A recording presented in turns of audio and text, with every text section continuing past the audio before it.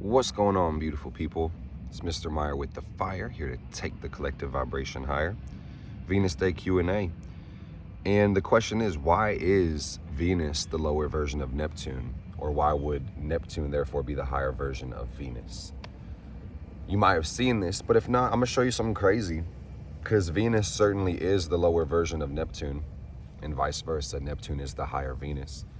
And I know when you're studying astrology, trying to juggle all these planets, it can sometimes be kind of hard to hold all of them. I can't even juggle IRL yet. You can really do whatever you put your mind to.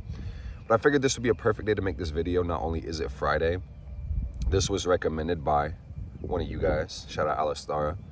And Venus just went into Sagittarius. And it's a perfect day to learn about Venus. So let's talk about Venus, let's talk about Neptune, and then we'll paint this picture between the two. So you might already know. If not, I'm gonna leave nothing up to assumption. Venus is the second planet after the sun, right after Mercury. She is the hottest planet in the solar system. She spins backwards, so she shows what we attract into our life and how we glow in life. She says everything about our relationships. This is the planet that rules Taurus and Libra. So on that same spectrum of thought, Venus shows us all about our needs, our possessions, the things we value and bring into our life. She also shows, on the other hand, the Libra hand, our relationships, how we connect to each other. And this sets the stage for our ideals in life.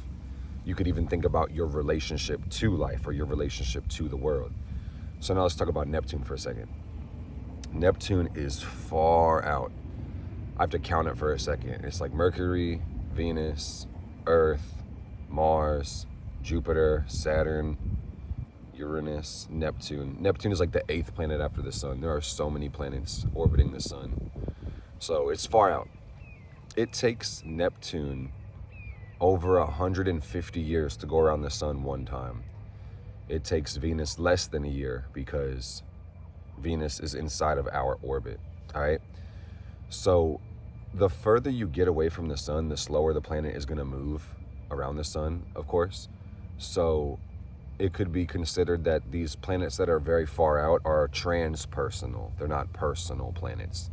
Yes, they affect everybody personally, but when you start to see these planets like Saturn, Uranus, Neptune, Pluto, there's going to be millions of people born, many millions of people born with the same sign placement of these planets during their transit, okay? So Neptune is far out, and if you know about the mythology, Venus is the goddess of love. That's Aphrodite, the goddess of beauty, all that we desire, right?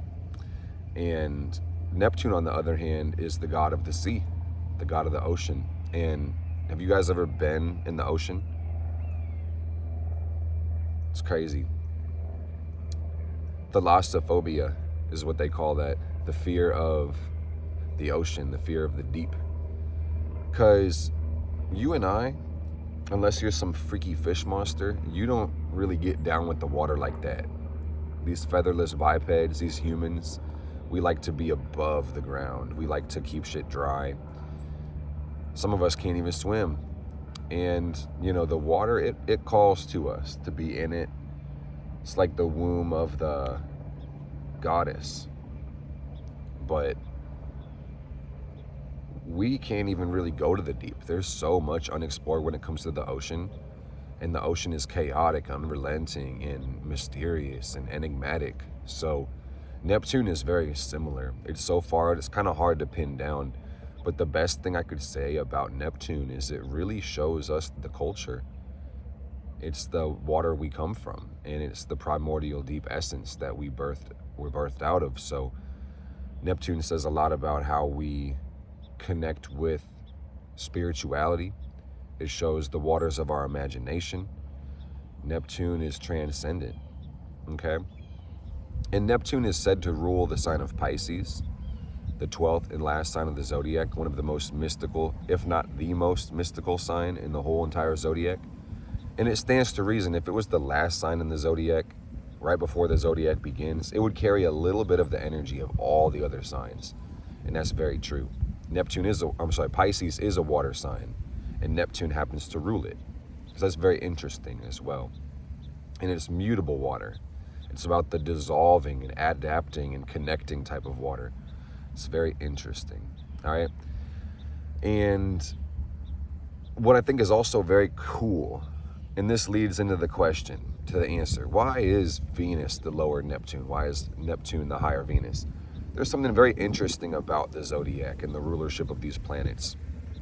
In addition to the planetary home, correspondence will show us that there's going to be a sign that the planet is working in, and that's opposite the home. So that would say if Venus rules Taurus and Libra, Venus is going to be working in Scorpio and Aries. And I could talk your ear off about it. If you think about it, you'll already see what I'm saying. Venus in Aries is selfish love, self-indulgence, which isn't bad in itself, but it can be difficult because Venus in itself is about compromise and relatability and connection. And there's also what's called exaltation and fall. And the exaltation of a planet is where it's elevated. That's what exalted basically means, where the functionality of the planet is expressed at a higher rate and potential. Okay? And the place where Venus is exalted is, guess where? Drum roll, please. Mother effing Pisces, guys. Oh my goodness. So that's one of the most beautiful things about Venus, is that Venus loves to connect with compassion, with empathy, with unconditional love. I will say exaltation sounds fun, but it can also be overdone. So Venus in Pisces can turn into martyrdom. Venus in Pisces can be loving too much. And also the challenge with this one, guys, is you have those Neptune waters attached to Venus, and then Neptune Pisces can be Venus, Pisces, Neptune, Venus, all this energy. It can be in love with a fantasy as opposed to a regular person. And that's very difficult. And then that creates what's called disillusionment. It's very disillusioning. When you think you're in love with a person, but you're really in love with the stupid image you made up about them in your own head. So that's not funny. That's actually very sad. All right, and you start trying to put a square peg into a round hole. And then all of a sudden, it's not sudden, it's actually very incremental, where you lose yourself in that love. You get lost in the sauce. So Neptune is the part of us that strives for perfection, that pushes towards a higher ideal. And Venus, again, correlates to our value system, so it's directly parallel. Octaves are like keys on a piano. You might have C1, C2, C3, C4. It's the same vibration, but it's a different pitch. It's on a different level. Same wavelength, but just elevated or lowered and compressed. So you could say that Venus is more so personal love. Neptune is more transpersonal love. I'm gonna look at these notes. I had a lot written down, but I'm just speaking from the heart. The tangible beauty versus the intangible beauty. They say the beauty is in the eye of the beholder. It's like physical versus spiritual, right? Venus can also show us what we call attachment. Love is a very interesting word in English, and there's so many types of love. In other languages, there's actual words that can define love a little bit better. Like you might have a different type of love for your brothers, different type of love for your sister, different type of love for your community, a different type of love for your lover, a love for God, a love for fucking Doritos and chips. Like, we just say love like a blanket term. And you know, like money, the more you print it, the less valuable it becomes. So I think love has been very inflated in the Western world, at least from the perspective of the English speakers, because thoughts and words encase ideas. So we are limited to the language and symbolism we're able to interpret. So that's also something to think about. But Venus and Neptune, this is the difference between desire and devotion. All right? Conditional love, unconditional love. You know, you got your romantic love, you've got your idealized love. I've heard it said that true love, you know, for love to be true, someone has to matter more than you, right? and I don't mean to confuse anybody, but we're off in Neptune's water, you know. It's great to have the element of selflessness, but at the same time, if you can't serve yourself, you have nothing to give. And that's actually pretty serious as well. That it feels good to give. Giving to others validates our worthiness, and it's nice to feel needed. But if we have this unrelenting need to be needed, our devotion to others becomes selfish. How fucked up is that, guys? Oh, how fucked up is that? Oh, Lord. So I hope this video gives some clarity to somebody on their love journey, because this love is confusing as fuck, and I can't claim to have it all figured out. That'd be a damn lie. All right, and then you got, I think these are just synonyms, but possession / surrender, sensory pleasure, spiritual ecstasy, those two octaves of the same thing. Personal aesthetics, and you got mystical vision, harmonious relationships, or spiritual unity. There's levels to this shit, man. And in interest of evolving your love, you know, attraction happens on many different levels, and the key to a successful relationship is intimacy. Intimacy.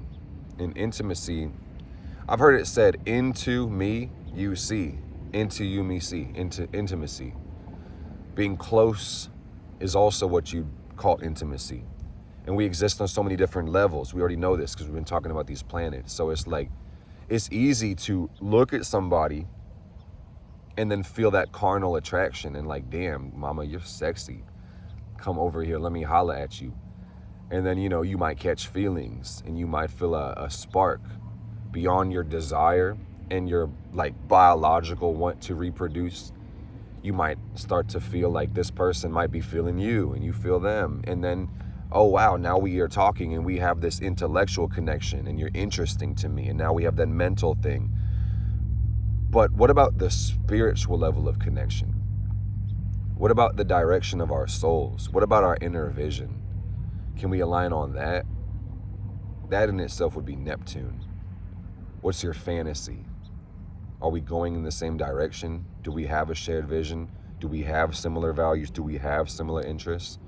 It stands to reason if we had all three linked up, we could really fall in love more and more every single day and grow together.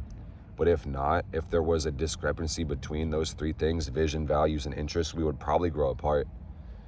And this is the even sadder thing to accept for some people, but if your vision and your values and your interests aren't aligned in your personal life, you're also going nowhere. I'm gonna repeat that for you, because this is like the cosmic apotheosis of this video. If your vision and your values and your interests are not aligned, you're going nowhere, or you're just spreading yourself thin in a bunch of directions, or just trying to shoot targets that you're not even aiming at. And then projection becomes a thing. I don't know if I said this yet, guys, but there's a natural inconjunction from Libra to Pisces. Beyond Pisces being the place where Venus is exalted, there's absolutely a connection between Venus and Neptune, but this is a very confusing, mystifying connection, not just because the planet Neptune is mystifying, but because of the inconjunction. The 150-degree angle, that's what an inconjunction is. And this element reflects confusion, but integration. And it's confusing your needs, what you relate to, and how you relate to the universe. Your highest ideal, the idealized self. Again, you've fallen in love with a stupid picture that you conjured in your head about somebody as opposed to who they actually are. And there's also a natural inconjunction from Taurus to Libra, which is very crazy. And this is why projection is a natural phenomenon that we all experience. What are my needs, Taurus, and how does that relate to a relationship with somebody else, Libra? All right, so the real solution, if there was one, is to love yourself, Taurus, and minimize dependency, Taurus. And then relationships can be more honest, Libra, more stable, more reciprocal, Libra. And then they could be more beautiful, Pisces, more mystical, more spiritual, Pisces, Neptune. All right? Love yourself unconditionally. Stay true to your vision and make sure your interests and values are aligned with that vision. It's Mr. Meyer with the fire, here to take the collective vibration higher. I think I went in today. Let me know what you guys think about this video, as well as what other questions do you have for the next episode of Venus Day Q&A. Please leave them in the comments. I'd be happy to get to them. Take it easy.